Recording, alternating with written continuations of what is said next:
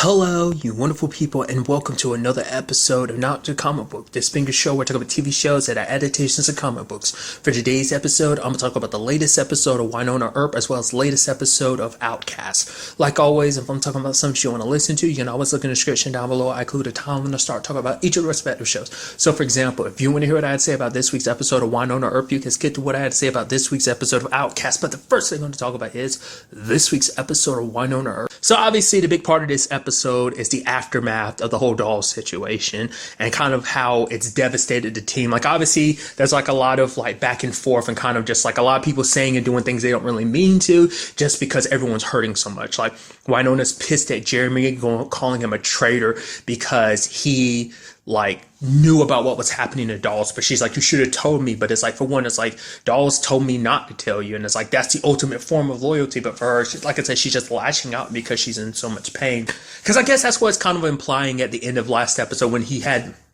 the serum in front of him. Like, he could have taken it, but I guess it's because he knew, like, you know, that would only be like maybe a temporary fix. Like, he was still dying anyway. Those probably just helped slow it down a little bit because the damage was already done. But I guess in particular, it's because they kept him going, kept him more under control, but he needed the original Black Badge serum to have kept going anyway. But even then, even with that, it still probably would have, he still would have died anyway. But with Black Badge not being around anymore, well, potentially not around anymore, it really wouldn't have, it was an impossibility at this point in time, you know. So then at the same time, you have like Waverly handling things in her own way too, because she's, you know, because she, you know, everyone deals with it in their own way. She's kind of giggling and kind of like talking about how hungry she is and stuff like that, you know. It's just, and then she's kind of getting on Doc because like, oh, I don't handle things the way you do. And he smashed the glass. It's like, oh, is that better for you? You know, kind of showing how he's feeling about this whole thing. Like I said, they would just everyone just at each other's throat. And I thought it was kind of neat what Nicole had said, in particular to Wynonna. It's like, don't try and monopolize, like get a monopoly on all of the hurt and heartache and sadness. Like, we all feel our pain from this whole doll situation, because it's like, for her, it's like, I know the only reason why you're lashing out, being so angry right now, because you'd much rather be angry than feeling what you're feeling right now. And that's sadness and heartbreak, you know?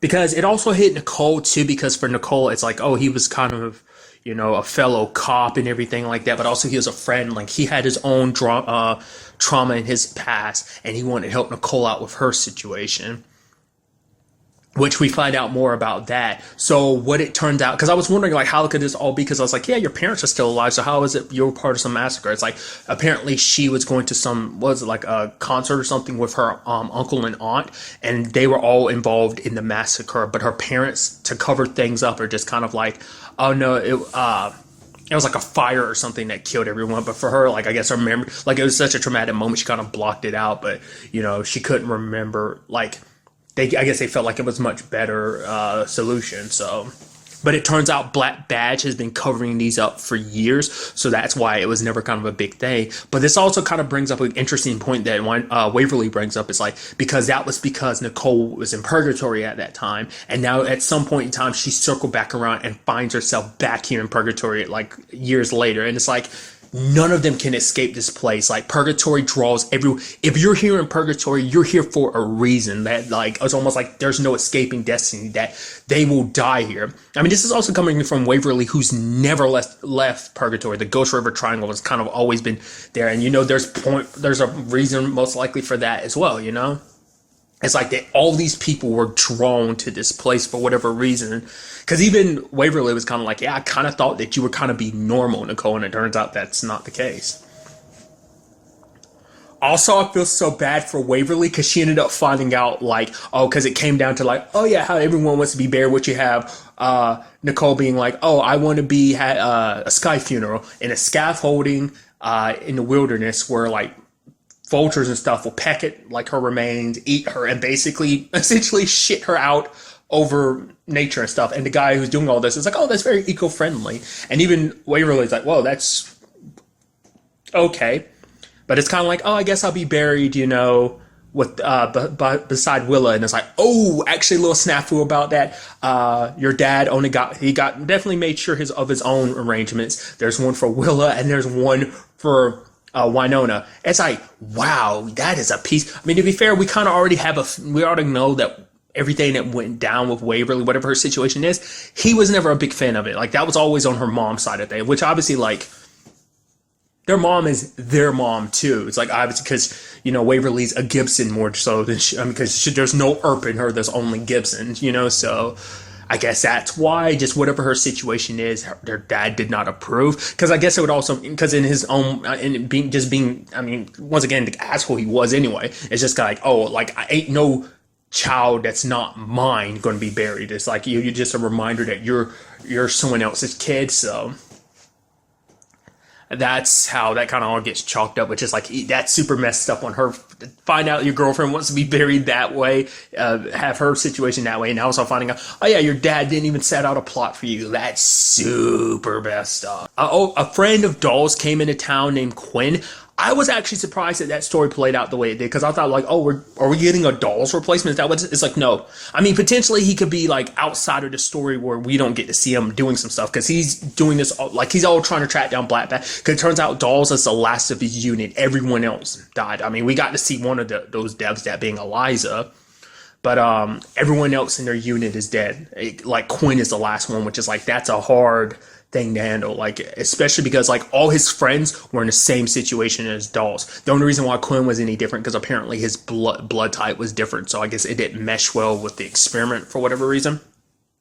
So we also found out that the Revenants, the douchebag in particular who came after Wynonna because she was drunk and just couldn't even put him down, came back later on with his buddies after they took the serums that the failed serums that Rosita had made and were injecting themselves.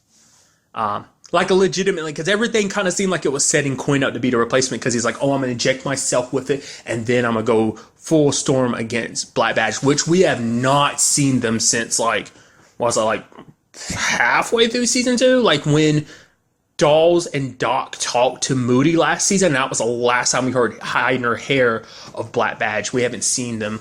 But it was also kind of a sad thing, too, because it's like, yeah, like, Doll's body can't be left out and about either, because it's like, if it's left out, then Black Badge might still come after his body, because it's like, yeah, they put a lot of money and investment in that. They could still pull stuff from his body, but it's like, nah, they don't want Dolls to kind of be treated like that, so they ultimately, like, cremate his body, so...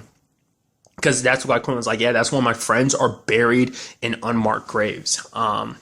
Really quickly, too, I like Nedley's watching over his body for Wynonna. She's like, oh, why don't you get Lonnie to do it? He's like, yeah, Lonnie got eaten by vampires. And she's like, oh, now I feel like such an asshole. Which is like, once again, I brought this up last episode. It's like, that sucks so much, Lonnie, because it's like, once again, maybe he popped up in season 1. I feel like I don't remember, because like the only other like police person you've ever seen other than Nedley was Nicole. I don't remember seeing Lonnie at all season 1. Maybe he did. Definitely only popped up in one episode in season 2, and it's like, oh, first episode back in season 3, you're dead. It's like, okay, poor Lonnie, and it's interesting.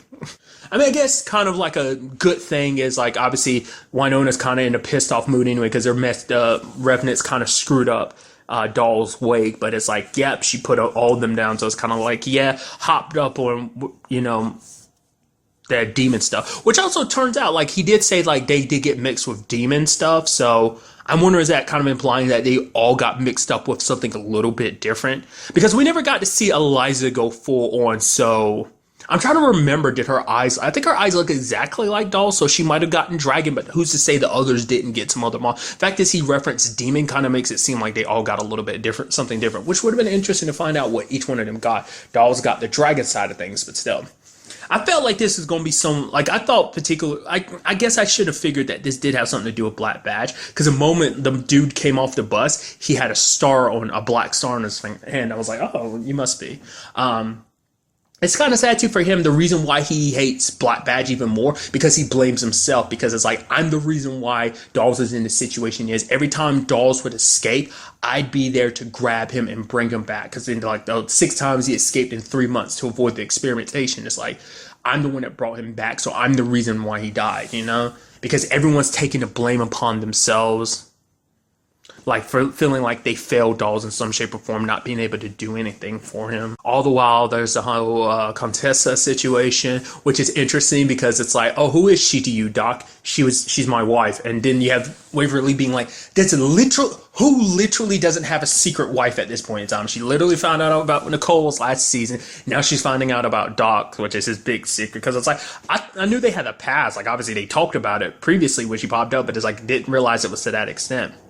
It is kind of interesting because she's willing to do a lot just to get Doc's attention. I mean, maybe that's just because it's like, oh, the history and stuff like that. But I don't think she, like, the way she talks about everything, and it seemed like she got the full scale of what went down with Doc. Like, she's like, oh, you rose again. It's like, that being like him coming back after all these years. For her, she just thinks like he died or at least disappeared, and then he just popped back up like fairly recently is kind of what, like, you know, what she's thinking. She doesn't know about the whole whale situation, being kind of immortal, but now immortal. Like, I don't, I'd guess he'd tell her, but I mean, that'd be kind of interesting to find out whether he actually tells her or not. I think that would kind of show how close they are. Because she kind of tried to poke at him a little bit, being like, oh yeah, you and Wynonna would never kind of be a thing. She had a feeling for that guy. And he's like, oh, do you want to know where your friend is? And he's like, no, I don't need to know. I know he's at peace. Which is interesting because, like, he ends up confessing to Waverly later on. And he felt so bad about it because it's like, I told Dawes he was going to go to hell because I went there when I died. And it's like, you know, he kind of considered him and Dawes monsters, but you're murderers. But now, after all this, it's like, no, like, Dawes went to a better place because he was a better man than I am, you know? So, but going as far as stealing from Waverly, all for the purposes of, I guess, because this is part of Doc's life, she wants to try and do whatever she can to get in the middle of it. So it's kind of like, oh, don't exclude me. Like, once again, it's just kind of like, I want your attention. You're not really paying me any other attention. And it's like, she admits that what she's doing is kind of messed up. It's like, yeah, I kind of picked the worst time to do it, but I had to do whatever it takes. She ends up talking about the fact of the matter is, too, like, oh, yeah, apparently Wyatt, after he kind of, you know, did his job and stuff like that, apparently he just kind of retired and kind of went, what was it, Hollywood or something? Not Hollywood. I mean, yeah, something like that, like where it's like into the acting business. He was like a stunt dude or something like that, which is interesting. But apparently he never gave up looking for Doc. Even at the end of the day, like that's always his biggest regret, and that's what broke his heart. He was never able to find Doc ever again. And apparently he showed her some kind of kindness. Contessa showed her some kind of kindness. What exactly, we don't know. So I am curious to know whether she has other plans or not going forward, because is it just Doc that she's here for or something else entirely? I mean, it seems like they're making up and everything at the end. We even see the lover's card. But what's also really interesting is the fact that she compared like Waverly to Wyatt, saying like, oh, she's as fiery as him, so no wonder you're sticking around. She must be the reason why. He's like, Waverly's not even an Earp. And then he's like, oh, she's something when she picks up the card. So it's like, what that card says, we don't know. But it seems like we're going to be diving heavily into everyone's things this season. Like, obviously, once again, I kind of figured as much, but whatever Waverly is, like, that's kind of being brought to the forefront. What's also, well, and also Nicole's situation and Doc's situation with this whole Contessa situation, you know, going forward, the whole Alice thing, you know, it's still on the back burner, but that's, you know, something that's taking place elsewhere. But what's interesting, too, is that the place that Contessa has kind of set up residence is the Gardner estate, which we still don't know whatever happened to Mercedes. Like, the last time we saw her last season, she was in like being put in the hospital to like bandaged up. Like, we still don't know whether she like succumbed to her injuries or like whatever that ended up being. It's also interesting too, because I'm curious to know, will Rosita kind of pop up this season? Because let's not forget, she was on the run last season. This Borshar thing, I don't know if that's going to draw her back to Purgatory. Well, kind of draw her back this way or not. Like, I mean, being a revenant, it's not like she can leave the Ghost River Triangle, so she's still out there somewhere, some shape or form. And it's like, yeah, Wynonna's, I mean, of course you're going to be in hiding, because like, yeah, Wynonna and Doc probably won't be too kind to seeing you again. So, but I'm curious to see like what shape or form that might come in to this season, you know.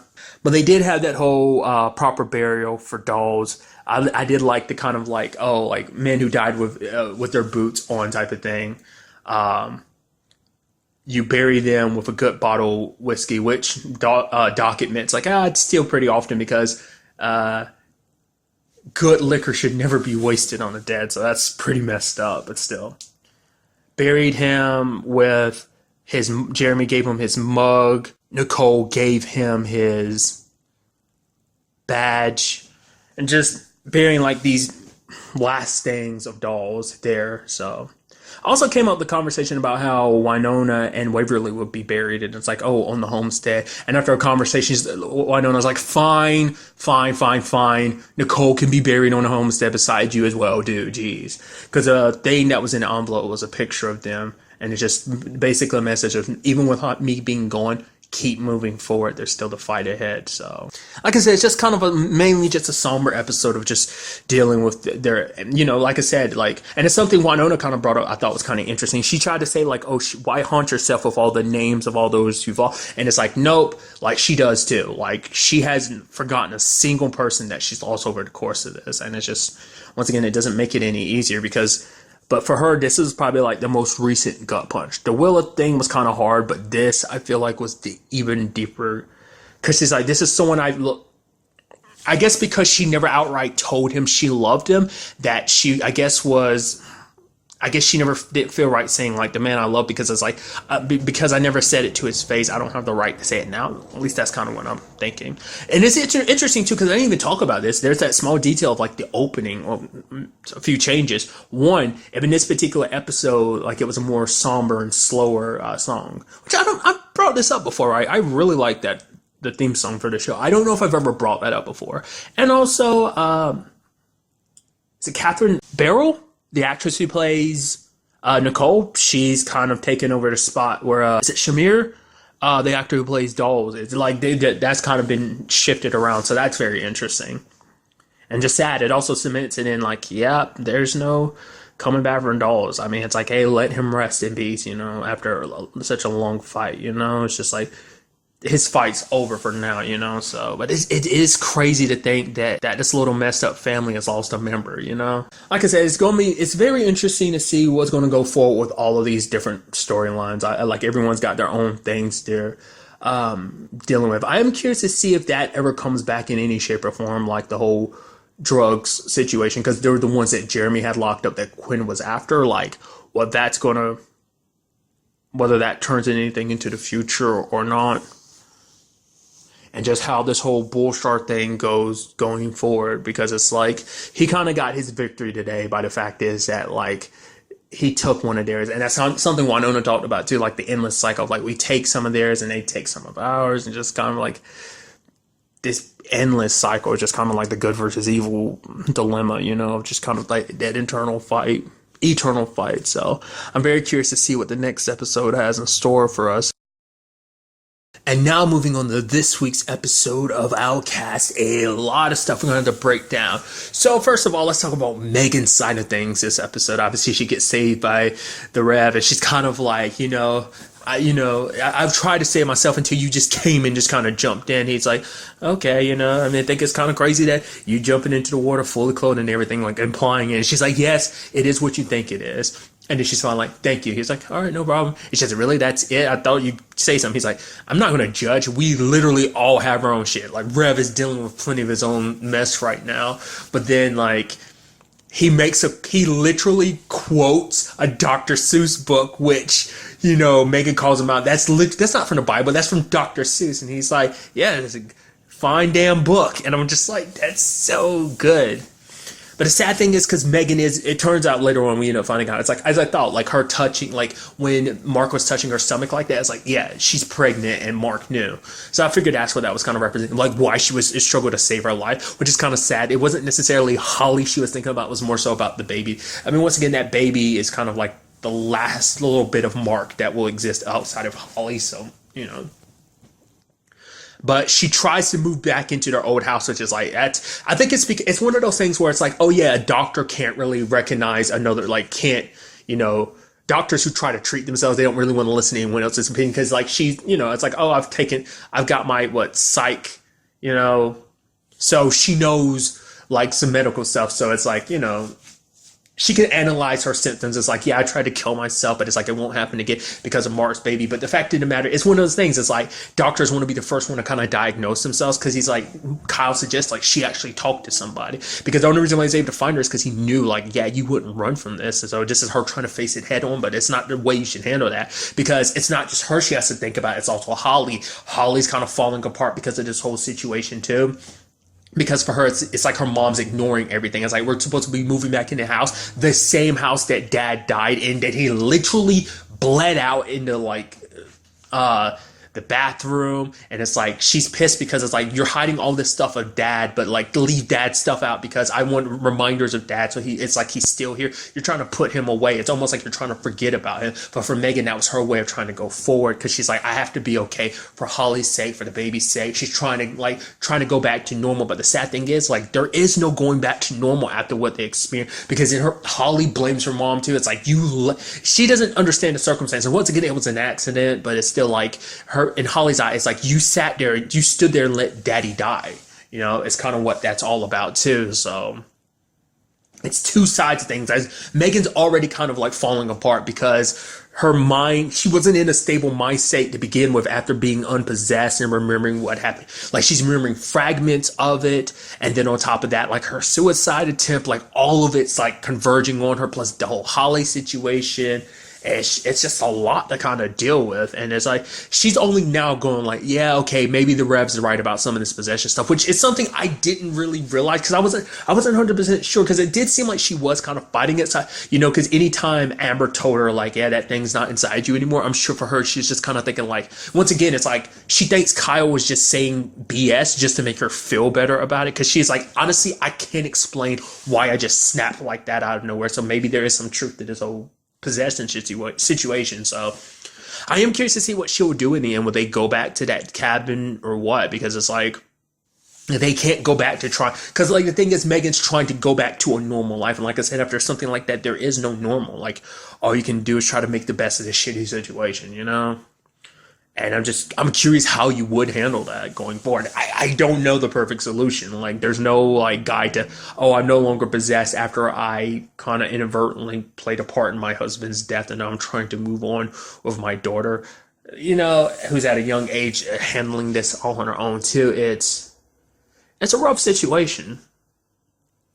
Because tying all into this, we had Kyle and Amber go visit Allison, which turns out Allison's in the same state. She didn't believe Kyle when he talked about the whole possession thing. She's like, no. I just had a breakdown and stuff like that. But Kyle's like, no, you know there's more to this. I know you would never do that to Amber. Amber knows you would never do that to her, that there was some extenuating circumstances. The fact of the matter is that wasn't you. Even you know that. You're just not willing to say. Because to everyone else, it's like, no, it's crazy. Possession and stuff like that. No, that's crazy. It's like, no, I would just had a moment of lapse. I was just crazy. And it's just kind of like, it's like, our daughter was so desperate to find you. She literally I found her walking on the side of the road trying to find her way to you. It's like, he's trying, like I said, it's just like this family has just suffered so many tragedies. And they're like, Megan and Kyle are both trying their best to kind of fix their families.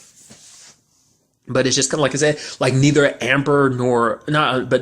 Allison nor Megan is really 100% believing that. They just think maybe some part of them snapped. Like, Megan's starting to believe, but Allison just doesn't want to believe, because she's just kind of like, no. Before I go back to my daughter, I got to make sure I'm 100% healthy. I've got to make sure I'm okay. Once again, I think the same explanation is for Megan. Just like, she thinks Kyle's just trying to make excuses for her. I think that's what the end, because in her mind, it's like, that's exactly what he did before. He took the blame for what was really my fault, even though I didn't remember it. But it's like, that's what this has all been about. So for her, I think that's why she's not trying to let herself off easy, because she thinks Kyle's probably just doing it yet again, trying to defend her from doing an indefensible thing. That's how I'm chalking it up. But at the same place, Amber ended up running into two people. Like, I had a feeling that, like, the dude was definitely one. There was, like, a little boy that was kind of staring at Amber, and then there was that dude. And then the lady walks up and is like, oh, don't worry about him. He's not so scary. And she stops and turns. I'm like, she has to be one, too. They both recognize what Amber was. And Amber put her hands up, and they backed away.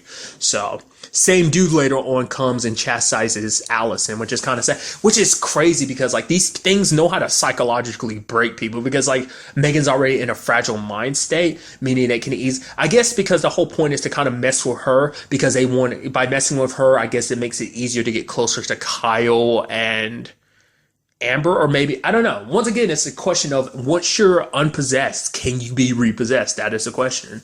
And once again, kind of going back to the Jason question I brought up last week, is like the fact is the thing inside of Jason knew who Rev was and kind of referenced like the Outcast not being here. Is it just because he's well informed, or was he one that was already there before that talked about it? Or to be fair, another explanation, I don't know if I really brought this up last episode, was like, well, maybe it's just all the ones that are being sent back can't come back, but they're talking about what went down, in their own world. So I don't know. So that's why newcomers are coming in. But the fact is, it came in so ready to go, talking like none of the ones inside of the others have ever been like that before. Not unless that's just meaning that the boundaries between our world and theirs is getting thinner and thinner. The merger is getting closer and closer. So the fusion is and possession is almost instant at this point, potentially, so.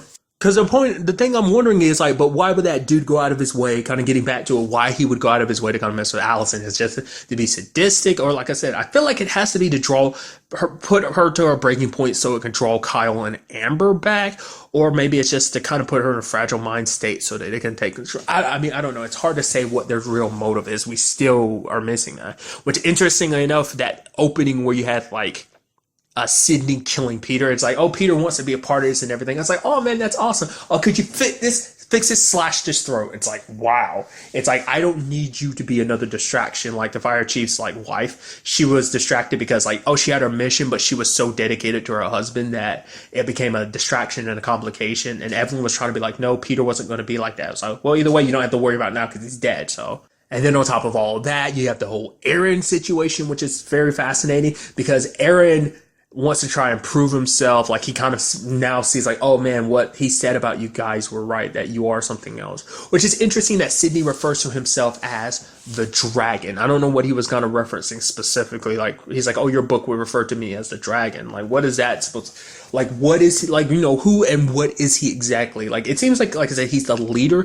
to all these things. But then later on there's the thing at the end where like that he's coming to that kid and the kid's kind of feeding his soul. So it's like he's sucking on, like, we don't know what that is. I assume that has to deal with the soul or someone's life force. Like we saw it quite a bit last season when people were sucking up like Kyle's. I'm curious, is that kid supposed to be like the head honcho, like in a kid's body or something like that? And like he hasn't fully, I don't know what that's supposed to be, or he's supposed to be their little meal ticket. Like, cause that's the same boy that Amber saw before that kind of looked at her and ran away. So he's definitely connected to this in some shape or form. So I feel like he might be that, like a even bigger head honcho than like Sydney potentially. Like Sydney might be like his right hand man. Like he might be one of the people like, oh, I'm here to follow your orders. Like I said, I don't know what that's all about. But getting back to it, it seems like Sydney's also like setting up almost like he's setting up a place so they can make this merger happen. Like I was wondering if it's supposed to be like a church or kind of a safe house kind of area deal, it seems like. But essentially he's sprucing the place up, which is interesting. I'm curious, like really curious to find out what this merger thing is about. Like doing what he was doing last season, like, oh, with the place they took Megan, he's making a more permanent resident place like that, setting it up so more people can come through for that. Going back to it, the whole Aaron thing, like Aaron's trying to prove himself because he wants to be a part of this whole thing, which I'm assuming Sydney wants him back at full strength, on the inside and outside for the purposes of once his body's in better condition, once his mind's in better condition, it might make the transition into being possessed, like one of those things, like maybe it'll make it easier in some regards. So I think that's what Sydney's setting up for, because he's like, oh, you want the power, you want to be like us. But then it was kind of like, oh, Aaron's trying so hard to prove himself. It's like, yeah, take this knife and I want you to slice up this body, because it's like we need to cut it up into pieces because it needs to be disposed of. But even as hardcore as Aaron tries to be, he couldn't do it in the end. So, which we also have to tie into this, the whole Patricia thing, because Patricia's pissed because it's like, what about my boy Aaron, Chief? It's like, Anderson, there was no body found. Your boy just ran away. So that's going to be complicated because now she's going to be talking to the mayor about the way the chief handles things. Because it's like, because for her, it's like, he confessed at everything because the chief didn't really go into explanation. Be like, I guess in her mind, it's like, no, you're just covering for Anderson again. He admitted it to me, which is kind of interesting because she halfway didn't believe him last episode. Anyway, she's like, no, my son's still alive. I know, and I'll never forgive you for this. But maybe that's because on some level she did believe him. But it's like, no, your son is out there and kind of still being a dick. But I'm curious to see what that whole situation with him and Sydney turns out to be. But it's like, that's definitely going to complicate things now for the chief because he's trying to move forward with this whole thing. Because he ended up talking to Rose about it because it's like, yeah, him and Kyle still don't see eye to eye about this situation. But for Kyle, it's like, he's trying to handle it the best he can. And for the chief, it's like, Rose kind of tells him, it's like, oh yeah, he's a good boy no matter what the town says. But the fact is, he is still a boy. He doesn't have your instinct and he isn't the chief. It's like, no matter what Kyle says in all of this, you're the higher authority in this situation because you're the chief. You're the one that kind of looks after this town's safety. You've been around long enough to kind of know, like, when some things are kind of off and kind of like when you need a scalpel and when you need a hammer type of situation, like knowing the right tool for the right situation and the right approach to this type of situation. So there's this dude that that ended up kidnapping Evelyn, which is kind of sad. Even in that situation, even being possessed, she still broke down because it's like, even, it's kind of interesting that they do actually care, which is like, because it's like she was still crying about the whole Peter situation. It's not like they don't mean anything. Like when they become these people, like for however long she was in Evelyn's body, she became attached to Peter and fell for him and loved him, Because it's kind of like a unification. It's like they become a part of you. They become like a more better you.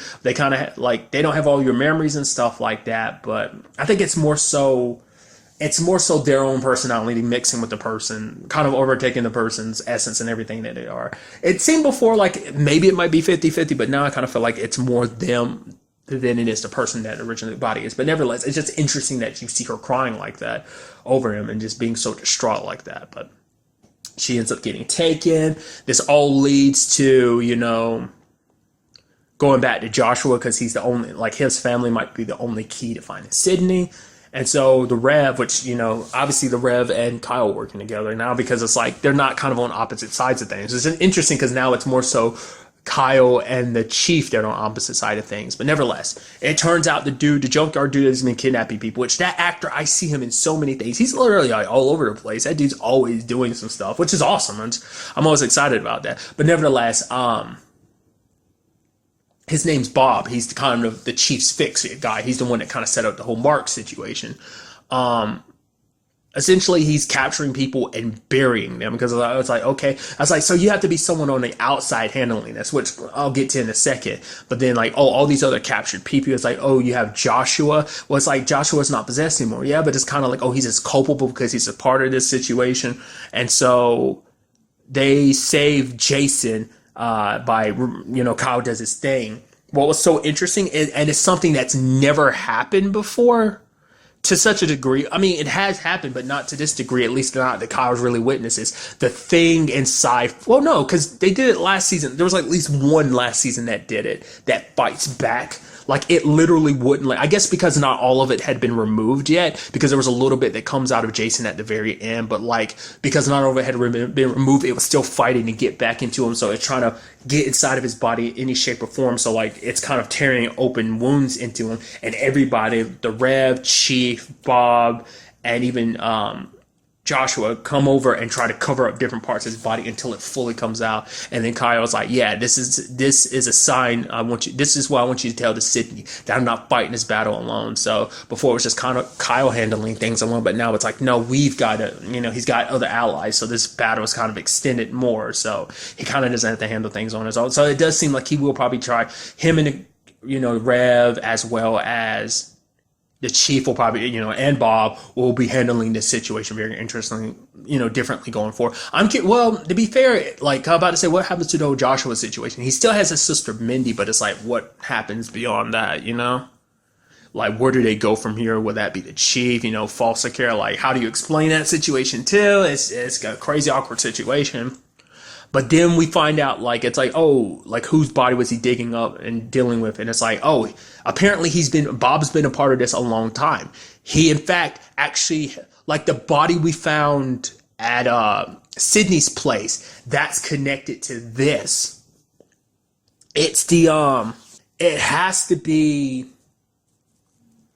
basically he said that I worked with your dad 30 years ago. You're picking up the fight we had 30 years ago. And now, like, obviously, as I figured, this would have a lot to do with Kyle's dad, because his dad didn't come up at all last season, but we got a little peek seeming like this might be introducing, Kyle's dad to this whole, swing of things. It's hard to say, well, it's hard to say where Kyle's thing came from, because the whole outsider thing, we do see that it is genetic because it passed on to Amber. So I doubt it came, I mean, it might have come from his mom, but it also might have come from his dad, because it's what did Sydney say last season, that like his mom was trying to protect him. So I get the feeling it was more so like, no, his dad. Yeah, because it's like, yeah, they haven't possessed any of them, so they can't possess the Outcast. So it has to be his dad, like whatever it is that Kyle and Amber have as Outcast, he got from his dad. So either like his dad couldn't, obviously, like there's a certain point where you can't remove them. So it seems like their way of dealing with this is just killing them. Like the whole ritual situation we saw previously with the body that had been there for 30 years. That's what this is all about. That was their way of dealing with those who were probably too far gone, because it's like left unchecked, they cause too much havoc. This, so. But that also explains what his mom was protecting him from, because she must have known what was happening and probably thought it was all over, but then it started up again, like after Kyle's dad had died or disappeared or whatever the case may be, now that he was gone, they were kind of circling back. Is that why they're striking so hard now? Or what they struck so hard back then was because they knew his dad wasn't around to, be the outcast, because it's, like, how the question then becomes like, how far back does this go in Kyle's family? Does it go back to his grandfather? Was his dad the first? Like, what's up with that? Hopefully we'll be kind of getting answers in the next episode about that. But that's such a fascinating thing. So Bob's got a lot of answers. Well, some answers potentially about all of this, and Kyle's part to play in all of this.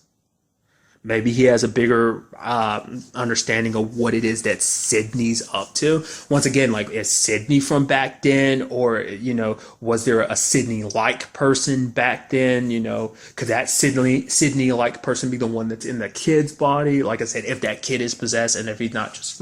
Whatever that situation is, Episode has left us with a lot of questions, and I'm very interested to get some answers potentially in the next episode and see what all goes down going forward.